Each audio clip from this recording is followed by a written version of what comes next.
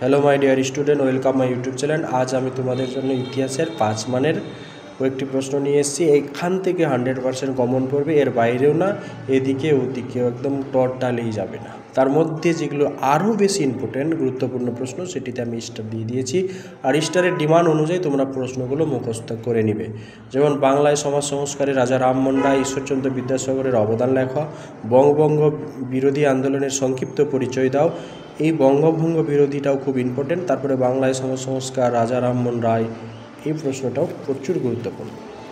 তারপরে নববিদ্রোহের কারণ ও ফলাফল, তোমরা এটাও করে নিতে পারো। নেতাজি সুভাষচন্দ্র বসু আজাদ হিন্দ ফৌজের অবদান লেখো, এই প্রশ্নটা খুব গুরুত্বপূর্ণ। আর আমি পাতা নম্বরও দিয়ে দিয়েছি টেক্সট বুকের কত নম্বর পাতায় পাওয়া যায়। প্লাস মানে টেক্সট বুক থেকে হয়তো সাজিয়ে লিখতে অসুবিধা হতে পারে, তোমরা নোটবুক থেকেও করতে পারো। ভারতের সংবিধান লিপিবদ্ধ মৌলিক কর্তব্যসমূহ লেখো, এই প্রশ্নটাও খুব ইম্পর্টেন্ট। পলাশী ও বক্সার যুদ্ধে গুরুত্ব লেখো। চরমপন্থীর মূল বক্তব্য কী ছিল, তাদের আন্দোলন ধর্মীয় প্রতীক, তোমার বক্তব্যের পক্ষে যুক্তি দাও।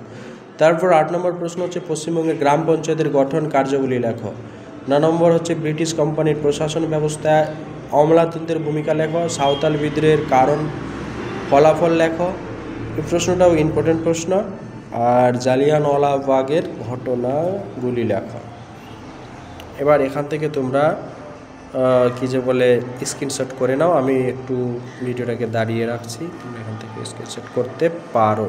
যদি আমার ভিডিও ভালো লাগে লাইক কমেন্ট শেয়ার অবশ্যই করো। আমি এরপরে 2026 থেকে যত্ন সহকারে ইংলিশ, বাংলা ব্যাকরণ, গ্রামার, কবিতা, গদ্য, পদ্য, বাংলা ইংলিশের অবশ্যই আমি বোঝাবো আর নিখুঁতভাবে বোঝাবার চেষ্টা করব।